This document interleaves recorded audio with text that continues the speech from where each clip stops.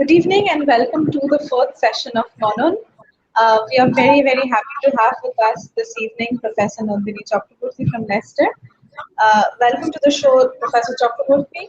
We are very excited for this session today because for the last three sessions we have been focusing on mental health in the area of discussion where we were just focusing on the pandemic.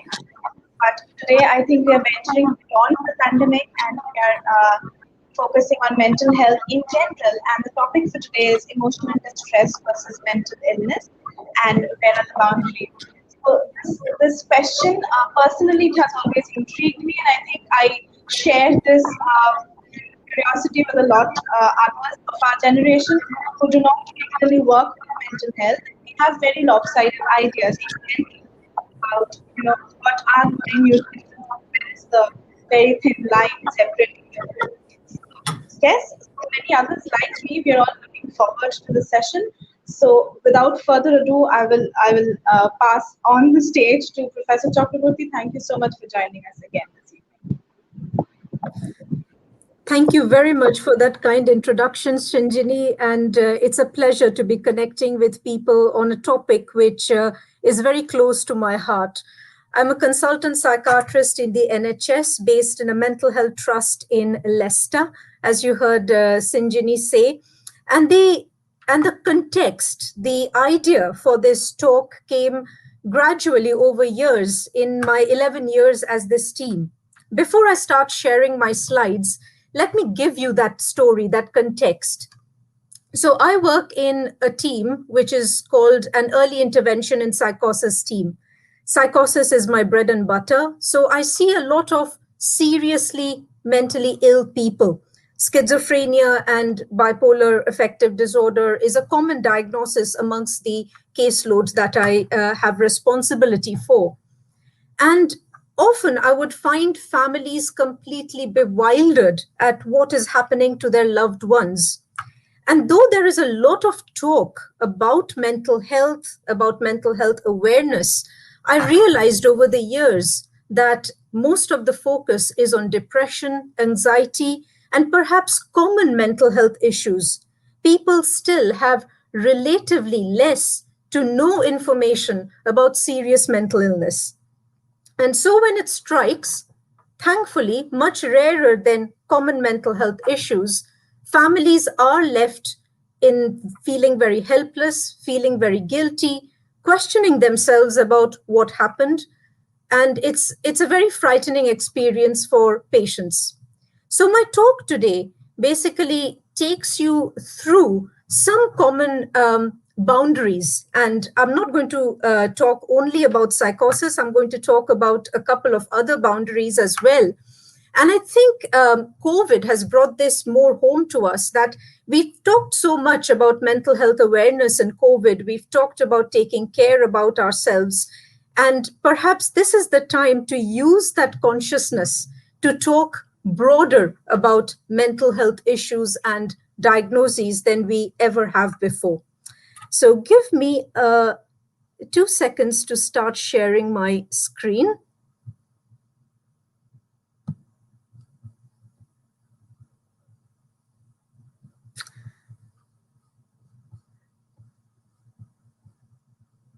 And Shinjini, Rajeshri, can you just confirm that you can see my slide?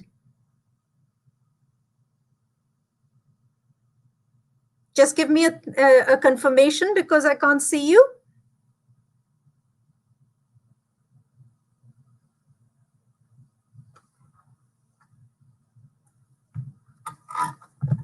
Okay, I hope you're not on mute when you're saying that, but okay, I'll just continue hoping that everybody can see and hear me at this point. Okay, so first of all, a couple of reflections. We like to talk about mental health awareness, but we are still reluctant to talk about mental illnesses, serious mental illnesses. And when I think about myself as a mental health professional, and I think, what would we know? What would I know about schizophrenia and bipolar affective disorder if I wasn't a mental health professional? And I think about it, possibly nothing. How many people with schizophrenia or clinical depression or severe mental illness have I known within my close family, within my family friends, within a close circle? Very little. Psychiatric diagnoses make us uncomfortable. We are more comfortable with psychoanalyzing people, linking things to trauma or an experience, but understanding a serious mental illness diagnosis is still difficult. People draw their understanding of mental health issues from media, films, and fiction, which is sometimes very, very lopsided on the sensational, and people don't talk about positive experiences. I have many patients on my caseload who go on to make wonderful lives, complete their university degrees, do their PhDs, go on to have good jobs, good careers, family lives, but they don't talk about their diagnoses. They might be doing well on their medication, but they don't say that to other people. And we are getting better at advising people to take care about their mental health. And as a psychiatrist, I've been really encouraged when we talk about mental health issues during the times of COVID. It's been really encouraging to see that during times of COVID, we haven't just focused on the physical aspect, but we are very conscious about the mental health aspect. But now is the time to use that consciousness, to use that platform to talk further. And taking care of our mental health is not enough. As a society, we need to be empathic to people suffering from mental illnesses and mental disorders. There are things that we don't learn in school. There are things that we don't learn to understand in people whose behavior or experience does not match our own. And to understand that empathically, to understand that people are not doing things deliberately to be difficult, that they are not people with less resilience or people who just can't hold things together deliberately. And if they just put in a bit more of effort, they could do it. And as a starter, I would say that if somebody is suffering from severe clinical depression, you don't tell them to take a grip of yourself and get yourself out of bed. Let's go out for a cup of coffee and you're going to feel better. That just doesn't happen. And that's where we've got to understand how to support people, where are common mental health issues, and where can we help to direct people to get further help if they're needed. So I'm going to talk about two concepts first. The first is the biopsychosocial model of mental illness. So mental illness is a combination of biological, social, and psychological factors. And when we consider different types of mental illness or different kinds of mental health issues, one or more of these factors will be more or less intense in different situations. When we're talking about schizophrenia, we might get more of a biological, more of a genetic contribution. When we are talking about PTSD, then we are probably thinking more of a social, environmental, and a psychological component. If we are thinking about depression, there can be mild to moderate depression with more psychosocial parts to play in it. If we are talking about severe clinical depression, then biology has probably a greater role to play in it. And we've got to think about these three factors. There's not just one psychological or just a social trigger that will set off things without there being a vulnerability behind it. And that's where we come to the stress vulnerability model. This is a model which helps us understand the interplay between genetic vulnerability, between people's propensities, their likelihood to develop mental illness versus the stress that can trigger it. And as you can see from this graph, the stress is, yes, very little stress can still trigger off symptoms or an illness with very high vulnerability over here. Stress is never zero. So there has to be some degree of stress to trigger that vulnerability. But the higher the vulnerability, the lower the stress needed to trigger off a perceptible, a visible mental illness. And this is talking about it more, that when there are traumatic experiences, when there are immediate psychosocial stressors, that sets off the intrinsic vulnerability. And according to the stress vulnerability model, it suggests that vulnerability in itself is not sufficient to manifest the disorders unless there are biopsychosocial stressors. But think about this. Is it possible, is it practically possible to go through human life without any stressors? And there are stressors that we deal with day in and day out, which become so habitual that we no longer even notice them. You know, the traffic jam that you face every day, or the work deadlines that you face every day, trying to balance your work life routine every day. Everybody goes through exams, everybody goes through job interviews, everybody goes through life events, experiences, changes. And thereby, if people have high vulnerability, to think that they could go through life without that manifesting itself at some point is really impractical, because there will be psychosocial stressors, however little, however routine, which will bring out illnesses at some point. And with that, let's start talking about some boundaries. So the commonest one that we possibly come across is unhappiness versus depression. Depression is a common word. We use it literally. We say that we are feeling depressed if we are feeling sad one day. But to a psychiatrist, to a mental health professional, when you're talking about depression as an illness, as a syndrome, you're talking about specific symptoms, a specific presentation over a certain period of time. So according to ICD-10, which is the WHO International Classification of Diseases, our international classification of mental health is contained in a particular chapter. We are actually on the verge of going into ICD-11.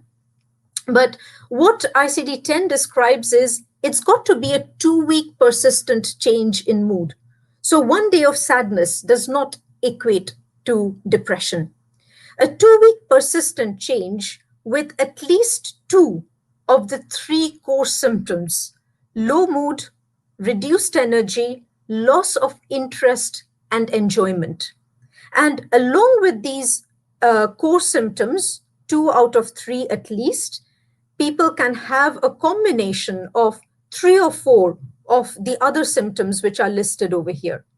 And they have to be persistent. They have to be over a period of at least 2 weeks. And what else can we see?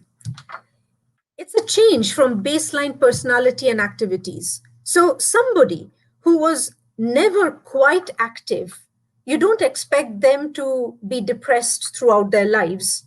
When we talk about reduced activity, reduced energy, you're talking about the baseline of that person. If the person is somebody who's always had low confidence, always had low self-esteem, that might be a part of their personality. If they develop clinical depression, you're looking for a change from that baseline personality. And these changes have to be persistent. It's not something that comes just for 2 days if you've not passed an exam, or you've not got the job that you want, or you've lost a favorite object, something like that, or had a quarrel with a friend maybe. And clinical depression is out of proportion to circumstances. So it's got to be out of context, out of proportion to circumstances. It is persistent. It's got to have a minimum requirement of certain number of symptoms as defined in international classification. And why is that important to know? Because you've got to know when to start treatment, where to start treatment, who to start treatment for. You're not going to start antidepressants or psychotherapy for somebody who is simply sad or unhappy in context. You're not going to give them a diagnosis. You don't say that people are depressed straight away because they are feeling sad. Clinical depression is that specific syndrome. There's a difference. And perhaps in these days of COVID, it's important to understand, how does grief differ from depression? Grief, bereavement are human reactions. They have happened down the centuries. They have happened throughout the world. They still continue happening. When do we know that somebody who is within bereavement, who was within bereavement, has crossed from grief to depression? And what is the difference between grief and bereavement and depression? The pain that comes with losing a loved one can be intense in the first few days. But then people go through a particular cycle and they gradually recover, and there is a natural healing process. Most grief and bereavement periods will have a natural recovery within 6 months. So, no, within 2 weeks, if grief is still continuing, we are not going to call it depression. And it can happen for a maximum of 2 years, according to some research articles, 4 years maybe with others. But even within that period of grief, within that 6 months, the difference from depression is that it's never as persistent as depression. With depression, there is this black hole. There is this deep, low mood that the person never seems to come out of. Whereas within grief, there are waves. There are waves of pain, there are waves of crying, but there are times within that when the person can think positively. They can think about positive memories that they had with the person. They might have the guilt of survival. They might have the guilt of, I could have done more. Did I do enough to keep my loved one alive? We can have those doubts within us. But within depression, there is this all-encompassing, I'm a bad person, I am worthless, I can't do anything, I don't deserve anything. And there are lots of other finer differences that we can go through. There is a borderline from grief to pathological grief to depression. If people continue to have a period where they can absolutely not function, not get out of bed for weeks and weeks, that is when they absolutely need help. And that has to be directed to a different kind of professional help than just neighbors and families and friends coming in to say, can we help you? Can we console you? Can we get you out of bed? Can we get you a good cup of tea or coffee and help you cope with what you're going through? So with grief, yes, the consoling, the closure is important, and people then gradually do move on. With depression, it's a black hole that we've got to understand that people are not being weak. Clinically depressed people are not weak people. They are not non-resilient people. They are suffering from a mental illness that we've got to understand. And telling them, just get out of bed, get a grip of yourself. What are you doing? Your life is good. Why don't you see all the positive things in your life? Can actually make them feel more guilty. I have had plenty of people with clinical depression who point out just this, that I've got so much compared to other people. My family are great. I've got a great house. I've got a great job. I can't understand why I feel this way. Why can't I come out of it?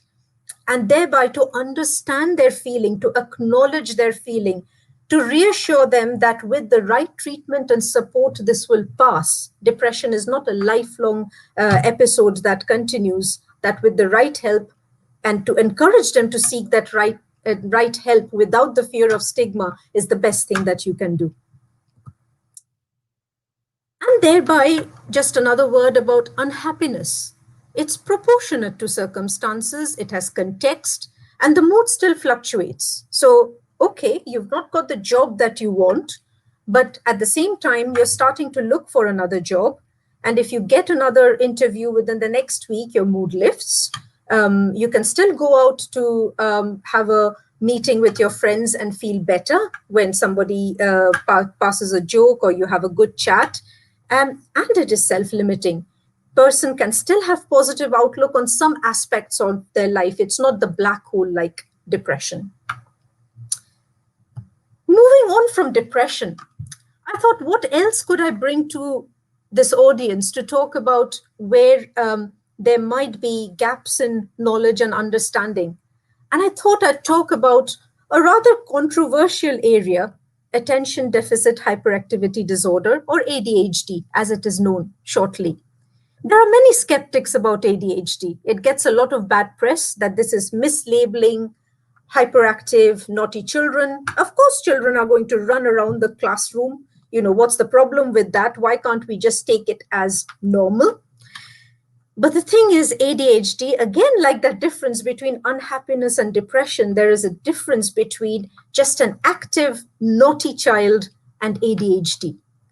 ADHD, again, is a clinical syndrome with particular changes in the brain, where in spite of punishment, in spite of the consequences, in spite of explaining, the child actually cannot physically sit down, cannot physically concentrate, because their brain chemicals, the way their circuits are affected, do not allow them to. They just cannot do it. So the main symptoms there are inattention, hyperactivity, impulsivity. And I'll give you a bit of an example, a bit of description about the child who's diagnosed with ADHD. And the threshold is much, much higher than a naughty child. You're talking about a child who is hyperactive and cannot concentrate anywhere. So you're talking about school, you're talking about home. They never concentrate anywhere. They are always losing things. And when you talk about losing things, it's extreme. I get childhood histories from parents who say that they regularly used to leave their school bag back in school. So, you can leave your pencil box back, you can leave your jacket back, but imagine leaving your entire school bag in school over and over again, always losing the PE kit, sometimes leaving without shoes, chronically, not just one time, two times, it happens every time. However much you punish them, they cannot sit still in class, they are always running around. Within school papers, they never give their homework on time. There's always things which are missing, 5 minutes on one page, and then their attention wanders somewhere else. A few more of those criteria over there. There have to be several of these symptoms present before the age of 12 years. They've got to be present in 2 or more settings. It interferes with the quality of their functioning. You get an idea that this is an intelligent child not achieving their potential, and according to criteria, just officially, that the symptoms are not better explained by another mental disorder. If there is a sudden change in a child, so the child was perfectly functioning up till the age of 13, 14, and then if some symptoms start creeping in, you're probably looking at something else.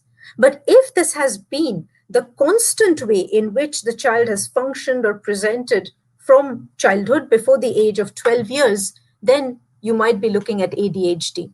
It's not a diagnosis to be done lightly. It does need specialist assessment and specialist treatment. And the reason I bring this forth to you is because ADHD can respond brilliantly to treatment. There is treatment present for it. So if it is missed, if the child is simply punished over and over again over the years as a naughty child, we are doing them an injustice. And there is an injustice to the parents as well. Because again, when I take histories from parents, a lot of them have been blamed for this, that, the parents don't look after their children at home, or the parents are not giving enough attention. People are very quick to judge that there's something happening in school, there's something happening at home, and the parents are always questioning their parenting techniques. The other awareness which is coming nowadays is that of adult ADHD. Even when I was a trainee, back in the 1990s, what I was taught in my child and adolescent mental health course was that ADHD gets better with adulthood, that people grow out of ADHD. But there has been more of a consciousness in the last decade or two, maybe, that actually most symptoms, many of the symptoms persist into adulthood. They only become a bit muted because people are more aware of social norms, and so they try and come across as more presentable. But it still impacts on their life in ways that it shouldn't if they get the correct treatment. Adult ADHD is absolutely a fact. And again, I will give you an example of how it impacts on somebody's life. I'm talking to a woman in clinic, and she tells me about how messy she is, how disorganized. And I know some people will be disorganized. We don't want to label that, but talk about this. She's lost 6 credit cards in 6 months. Yeah, and this is her chronic level of functioning. It can't be normal. People then talk about never having peace of mind. There's always racing thoughts going through their mind. Now, racing thoughts can be for various other reasons. Of course, you want to distinguish it from anxiety, but such thoughts will have an anxious theme. People can have racing thoughts in mania, which is the opposite of depression. So when depression, thoughts slow down. In mania, thoughts speed up, but it only comes with the episode. It's not the baseline of the person. If people have ruminative thoughts during depression or anxiety, it has a depressive or an anxious theme to it. People with ADHD in adulthood will tell you that they have these random thoughts which constantly go through their mind. It's a torture. They can never find a way to clear their mind. The hyperactivity presents in other ways. They will never sit down at seminars. They will never sit down at meetings. If they have to sit down at meetings, they will make excuses to get out of the room, like, I'm going to the toilet, or shall I make everybody some tea, some coffee? Can I get the papers? They'll always find excuses to get up from the chair. And if you look at them very closely, they're always fidgeting. They're always tapping their feet under the table, or they're fiddling with their hair. They're chewing their nails. They're constantly tapping on the table. So those symptoms persist long, long beyond childhood, but treatment works brilliantly, as I said.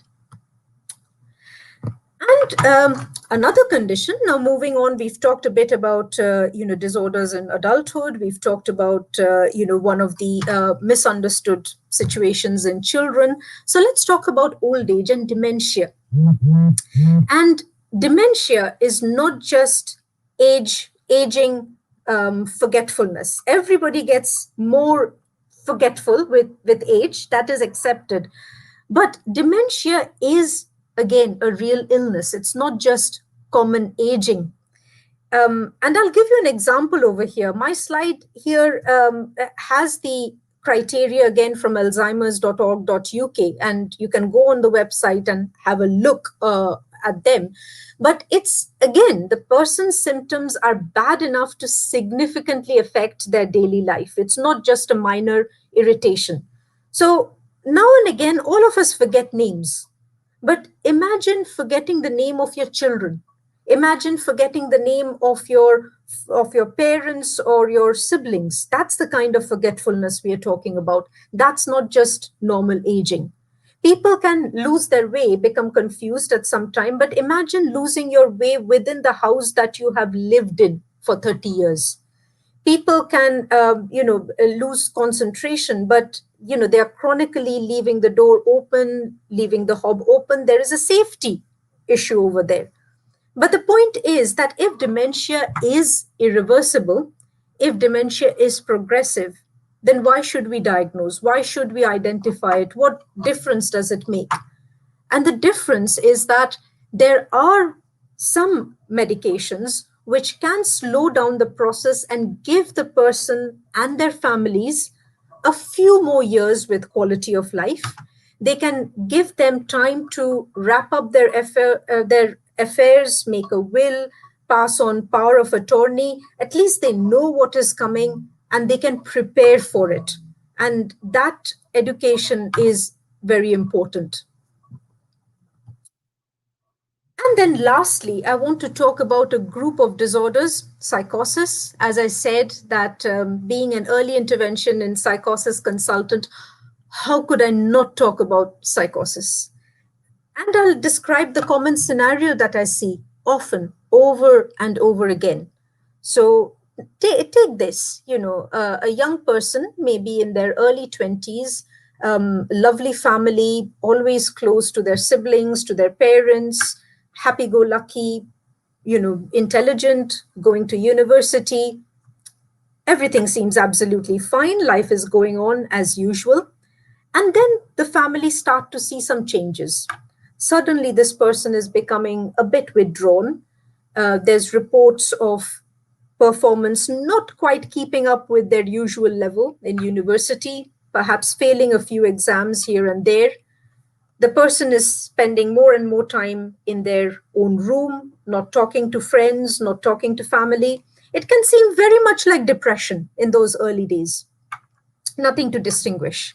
But the difference is that the person doesn't think anything is wrong with them. Somebody with depression will say that they are distressed. They will say that I need help. Somebody with psychosis doesn't see that change. And then suddenly, this person one day charges at their parents and tells their mother that I'm not going to eat your food from tomorrow or from today because I think you're poisoning me. Actually, are you my parents at all? I think you're imposters. You've kidnapped my real parents and you are imposters in their place. Perhaps they turn towards their siblings and say, you've put cameras in my room. I know you're in a conspiracy against me. You want to kill me. You've put hitmen against me. And that's why you're tracking me and spying me. Or they come and tell their family, I think the government has a conspiracy against me in particular. Or the neighbors are doing all this stuff. Can't you see it? They are trying to kill us. And I need to be saved. You guys need to be saved.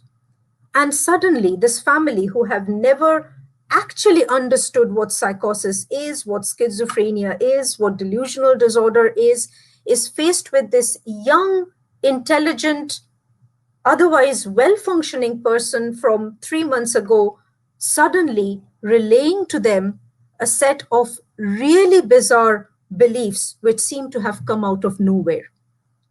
And since they don't have the background about psychosis, about schizophrenia, they are left wondering, what did we do? Has my loved one gone through some kind of inexplicable, some kind of traumatic stress which has set this off?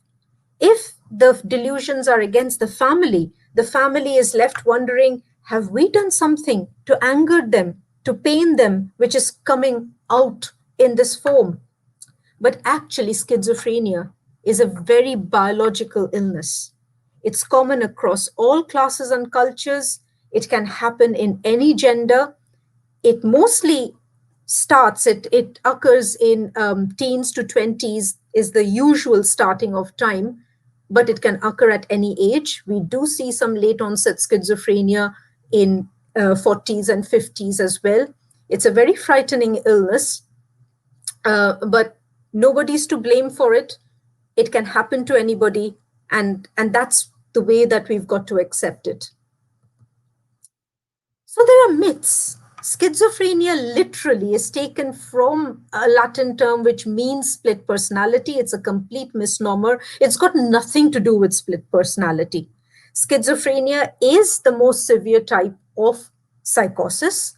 It's a chronic psychosis which has to have multiple psychotic symptoms lasting for over 6 months at least. But people with schizophrenia can get better with the right treatment at the right time. We have most of our patients with schizophrenia in our team who go on to make lives for themselves. They don't have to be monitored at all times. Illness with schizophrenia does not mean illness for life. People do get better. 30% come off medication and don't need medication for the rest of their lives.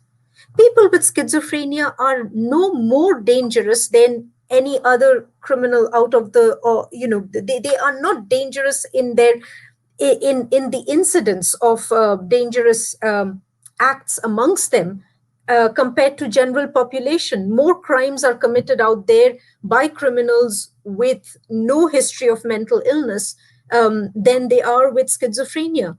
But the sad fact is that the success stories of schizophrenia are told very rarely, if at all. Because when people with schizophrenia go on to make something out of their lives, when they get the correct treatment, when they have a recovery, most of them, because of the stigma, don't talk about it. They don't tell people that, look, I am somebody who has recovered from schizophrenia. Their brave stories are often hidden. We talk about people who fight chronic illnesses, who've got over cancer, who've got over severe physical disabilities, and we praise them, we acknowledge their journeys. We don't do the same with severe mental illness, and that is my regret. That we know the success stories as mental health professionals, who amongst our patients have gone on to do brilliantly, and really, really proud of them. The people with schizophrenia and psychosis, again, I will repeat, are not weak people. They are not non-resilient people. They are not sensitive people. They are normal people with an illness that they are fighting very bravely. And you and I have no idea, no, I can understand the symptoms from a textbook, but actually what it means, what people go through, unless you're in their shoes, it's very difficult to acknowledge. So we should have some respect for them, period. That's a bit more about schizophrenia over here. The lifetime prevalence is 14.5 per thousand people. So it's definitely not as common as depression or anxiety. It's a rarer disorder, but there are, that's more or less the prevalence that you will find across the world. So it is something that exists throughout the world with similar symptoms, though the symptoms can be culturally colored.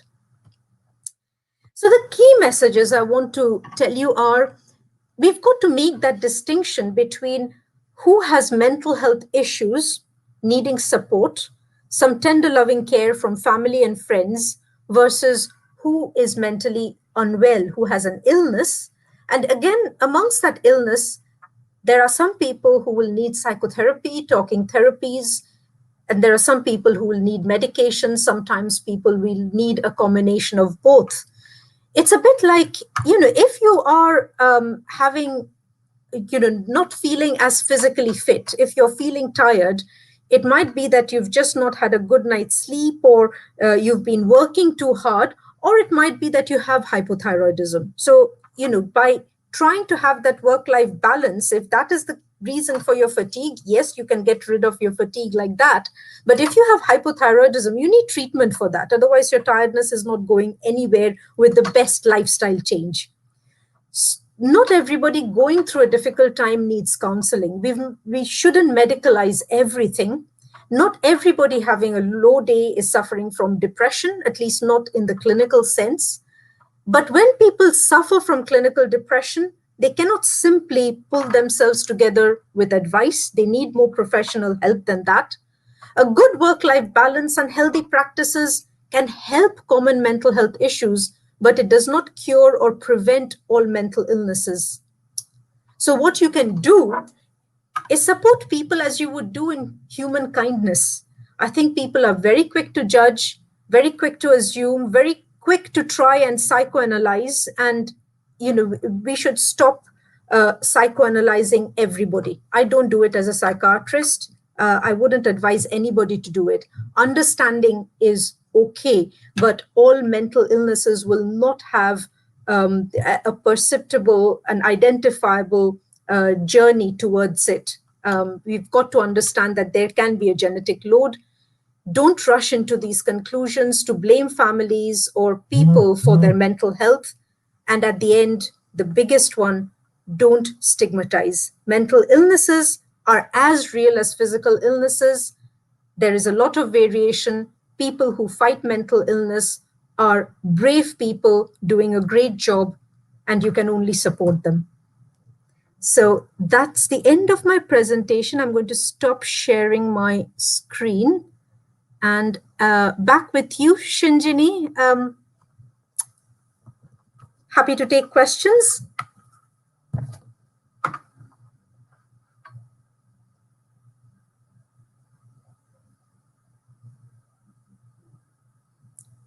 Shinjini, I think you're very, very gradually coming in.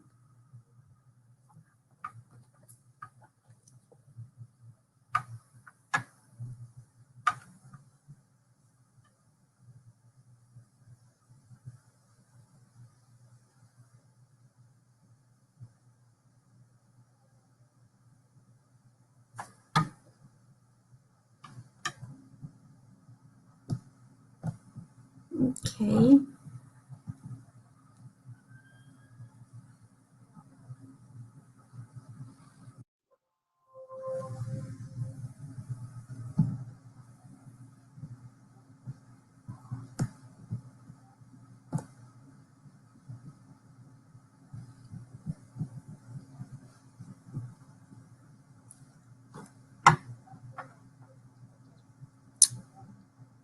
Shinjini, still can't see you. I hope your internet connection is okay. Actually, I still can't see you. I hope your internet connection is okay.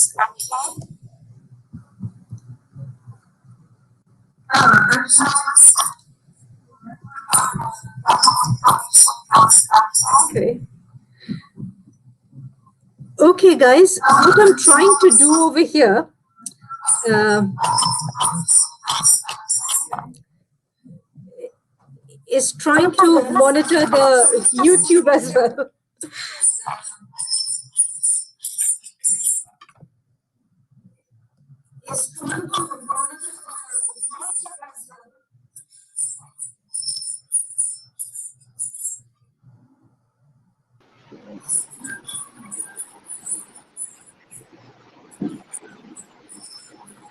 Okay. Again, very, very sorry for the technical glitch. I was trying to look in, but somehow it kept throwing me out every time. So thank you so much again, Dr. Very, very holistic and comprehensive, I think. And I think as most people have already pointed out in the audience, it was extremely lucid, most important. Sometimes, these sessions, they are filled with so much of jargon, so much of very difficult words that we get very scared about what is being discussed. So I think that was one great part of the session today, that we did not have, any difficult words being discussed in a way that we did not understand. So thank you so much. Thank you so much once again. We have a lot of questions coming in, both registered as well as by the audience. And once again, as we start taking the questions, I will encourage the viewers to put in more questions if you have to ask Professor Chakraborty. So I see a question from Kritika. She is asking, how can we care for people with mental health issues now when availing doctors or therapists is almost impossible? Is there anything that we can do? Okay. The question is up on the screen. Yeah. Kritika, again, it very much depends on what mental health issue and what disorder you're dealing with. If you have somebody who is simply feeling frustrated or sad at having having lost their job or being made redundant during COVID times, versus somebody who's going through a bereavement during COVID times, versus somebody who had a pre-existing mental illness which has erupted, become worse during COVID times, and you don't have the access. The change, and all of these require very different approaches. And I think that is what I was trying to bring out in my presentation, that mental health issues is not a chapter in a textbook, it's a whole textbook by itself. So, first of all, I would say that it's trying to understand the person. Is this something that they are going through which is explained by their circumstances? And if they are not mentally ill, if it's just the circumstances and they are bewildered about what do I do, how do I deal with these problems and circumstances, what you could do with them is something called problem solving. So, problem solving, the 6-step problem solving, is something that you can get over the internet. It's a very simple CBT, cognitive behavior therapy model, where you go through the steps of identify the problem, identify the options to it, try and make a formulation of how these different options can work, and then from those options you make a resolution, an idea. You take these various options and you make one action plan, and then you make a plan to go back and review how the action plan has worked. So if I give you an example, let's say somebody sadly has lost a spouse during COVID times, right? So here you are left with the emotional aspect. Obviously, it's a painful bereavement, but you're also left with the practical aspect of, there might be financial problems. Who's going to look after the children? Who's going to look at the practical issues of managing young children plus the household, etc. When people come to you with distress, they will come with all these strands, and you cannot solve all those strands together. So as somebody who can help, you can, if since you're not within that emotional process yourself, you can actually be more objective in sitting down with them and say, okay, let's solve one problem at a time. What is your problem? What are the alternatives available to you? What are the pros and cons of every alternative? Can we have a solution for from all these pros and cons? And then can we come back and review whether the action plan has worked, or shall we go on to another action plan? That's the simplest one word thing I can give you over here. However, things can get more complex if you're dealing with somebody who's, let's say, suffering from a first episode of psychosis, or a first episode of a mood disorder, a major mood disorder, depression or mania, which they didn't have before. And it might be that the stress of COVID has brought it on, or maybe it's just a coincidence that it would have come at this time anyway, but it has come during COVID times when it's practically difficult to access a doctor. But what I'm aware of with psychiatrists and mental health professionals, at least, there are lots of telemedicine sessions being allowed. And you've got to search for, what opportunities are available in your area. For myself, I would say that since March 2020, almost 90% of my consultations have been remote. I'm used to doing face-to-face clinics, but I've seen 90% of my patients over video conference or over telephone, and it works. So for a psychiatrist, it's still possible to do that, to give you advice, to give you prescription medication if needed. So at least for mental health disorders, if you need professional help, it's still available online. Okay.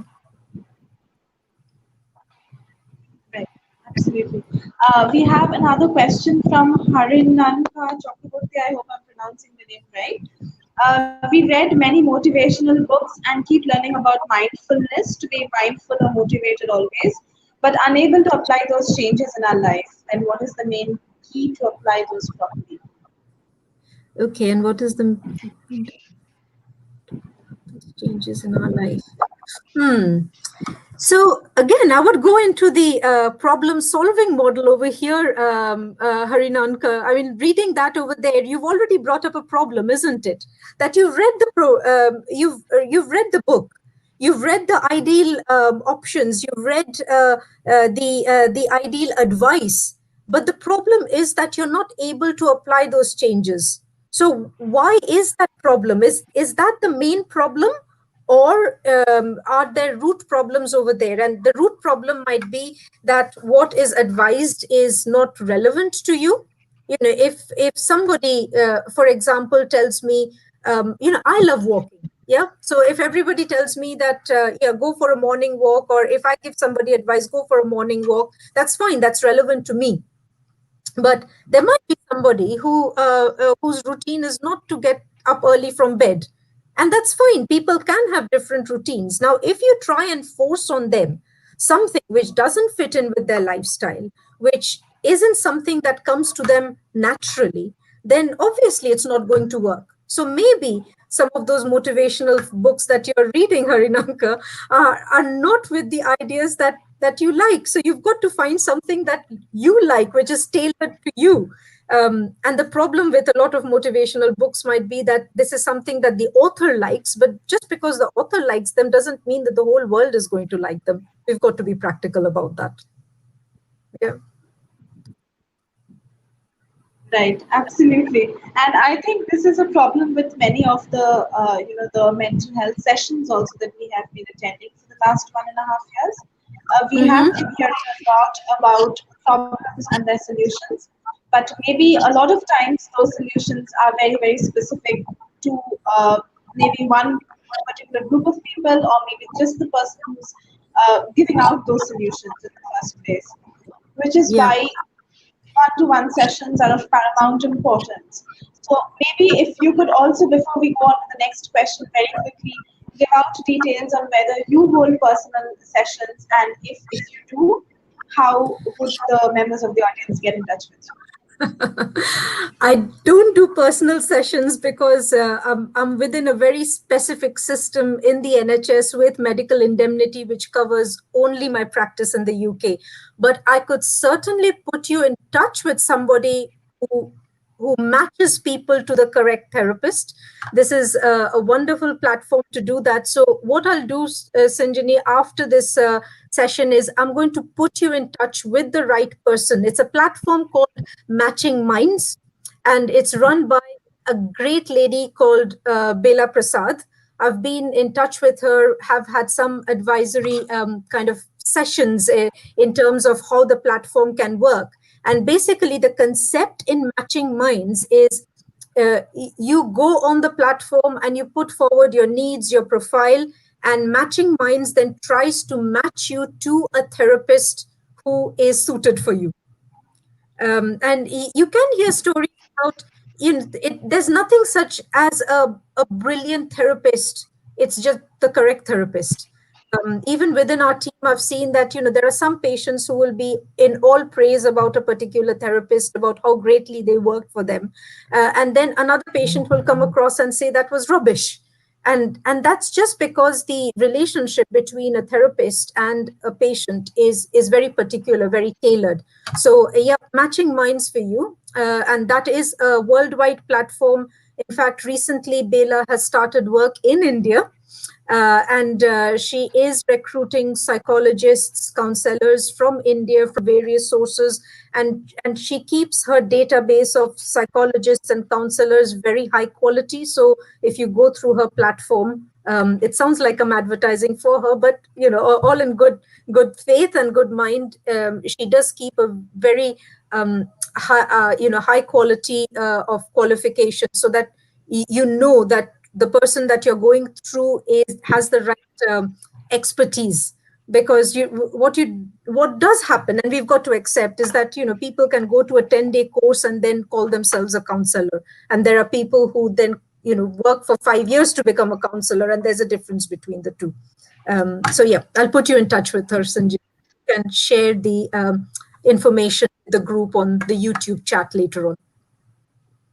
Absolutely. I think that would be great. We will be very, very happy to connect because I know a lot of people personally in India, at least, given the circumstances that we are going through, a lot of people are in need of help. Yeah. So we will definitely be very happy to do that.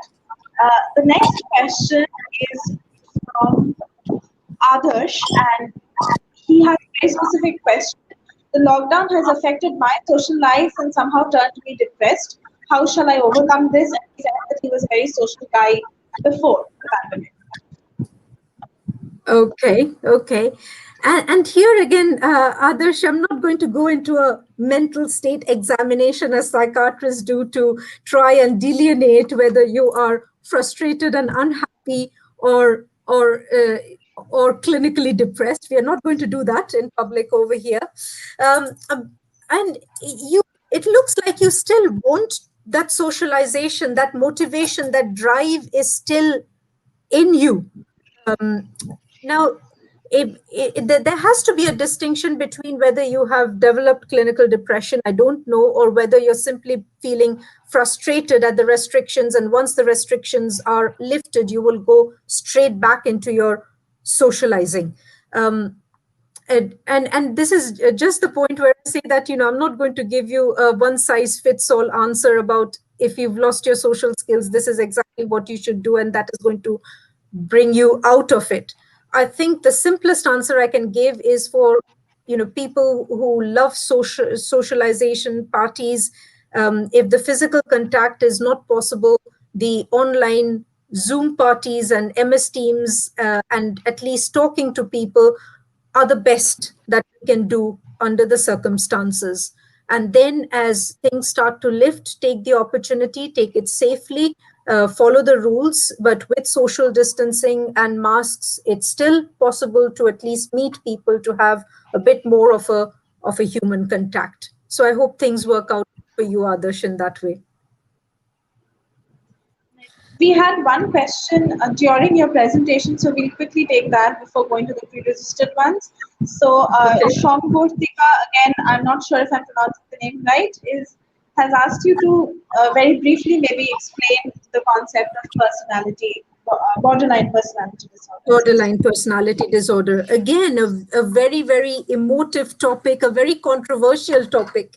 You will meet mental health professionals or people who absolutely don't like the label. And actually, ICD-11 is moving on from it. ICD-11, the WHO classification that I was talking about, no longer talks about specific personality disorders. It talks about various personality traits.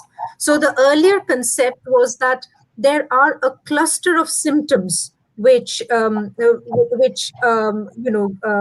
the criteria for different personality disorders. So borderline personality disorder, in a sense, was where people do not have a sense of who they are, what they want out of life, and they have this chronic emptiness within them. And that's talking metaphorically. I'm not talking, literally over here. Metaphorically, let me explain this. All of us intuitively, as we grow up, we have a self image.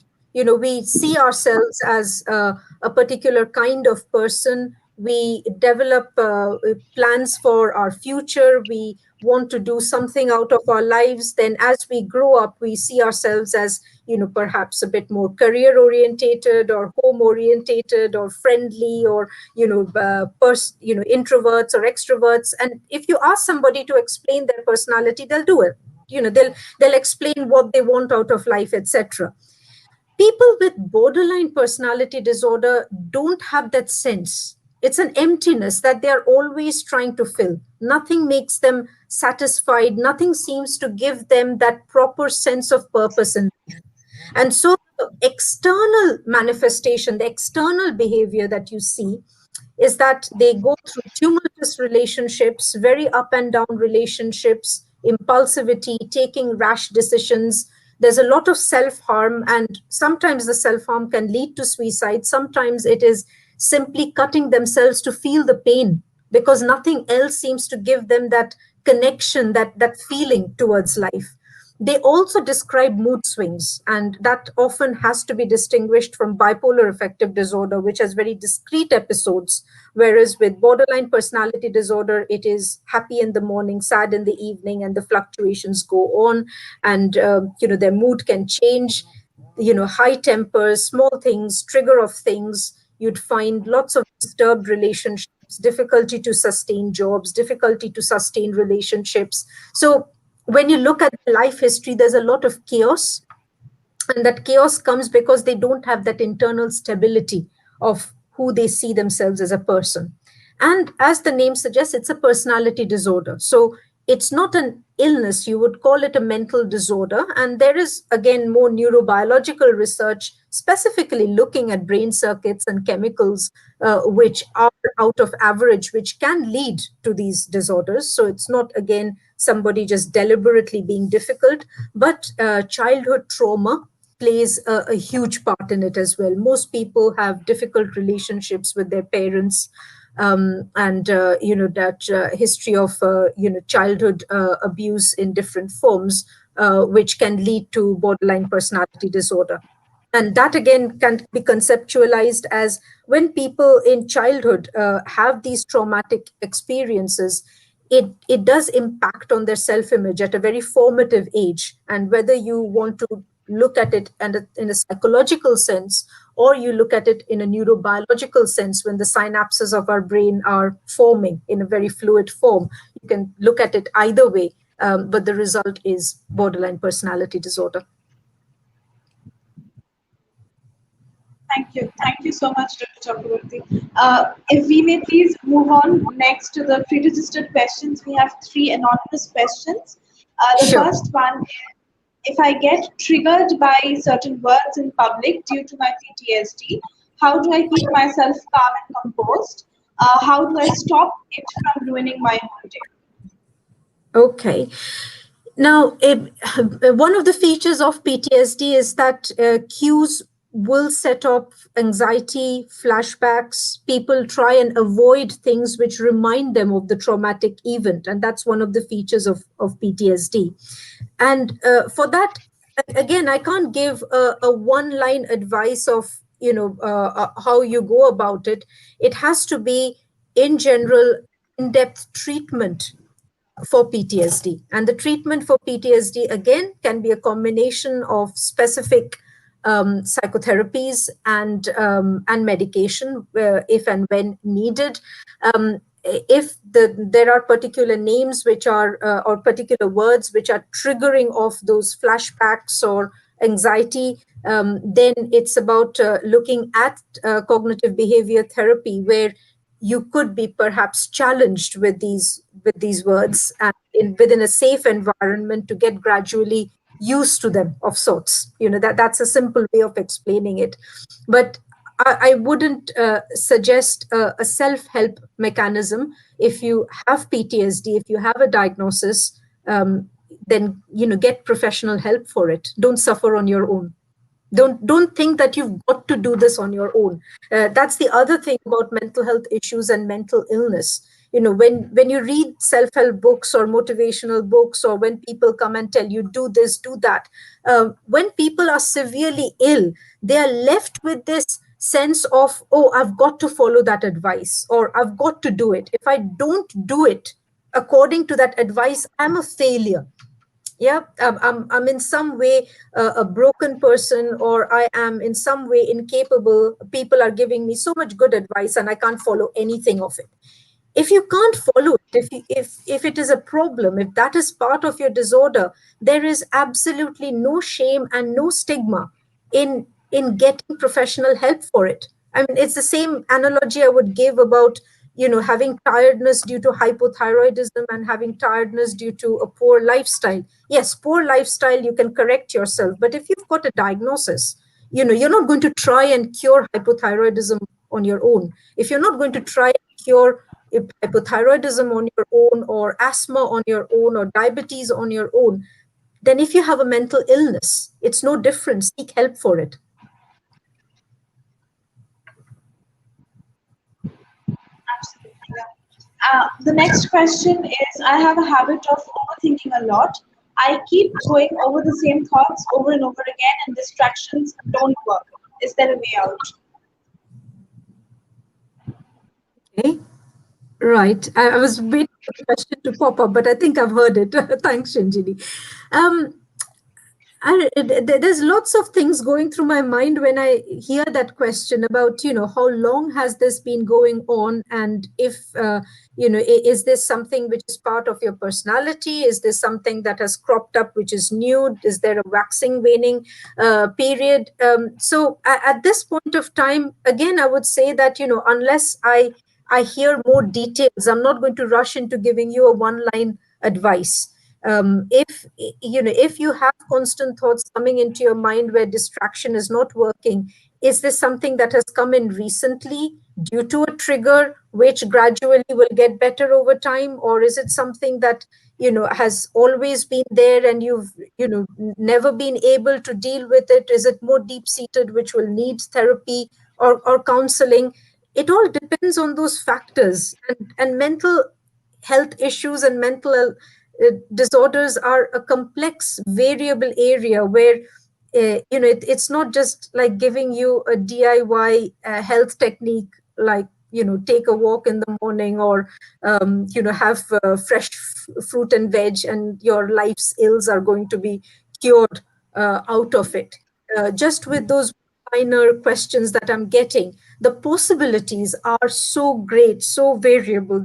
That's why we spend 1 hour with our patients trying to get a history, trying to get to the bottom of where things are. And depending on what comes out of it, the advice differs. Yeah, absolutely. So maybe if we could have more details, we would definitely forward them to Professor Chakraborty so that she can answer them personally for the person asking the question. Which brings me to my last question for this evening, and that is how to deal with insomnia and hypersomnia. Oh dear. Again, it's to look at the causes. Sometimes there are basic sleep disorders which have lasted there for a long time. And sometimes the insomnia or hypersomnia comes as a result of a mental health issue or a mental health disorder. Now, if it's down to a particular disorder, if it's something which is happening more recently, let's say there is clinical depression in the background, or somebody due to a manic episode is going through insomnia, or somebody is simply worried or anxious, then it would have to be treatment of the root cause. What I would suggest is, rushing into sleeping tablets or medication is not advisable. Even if it's due to a mental illness or disorder, it would be treating the root cause. But if there doesn't seem to be a particular reason, that it's just come out of the blue, then practicing sleep hygiene techniques. Look on the net, there are plenty of advice, so I won't go into the details about it, but practicing sleep hygiene is the first thing that you would do for any sleep disturbance before rushing into anything else. Right. Absolutely. I've just been notified that there is one more question. So, would you mind taking that before we end the session? Not at all. If people are still sticking with us after an hour, it's a pleasure.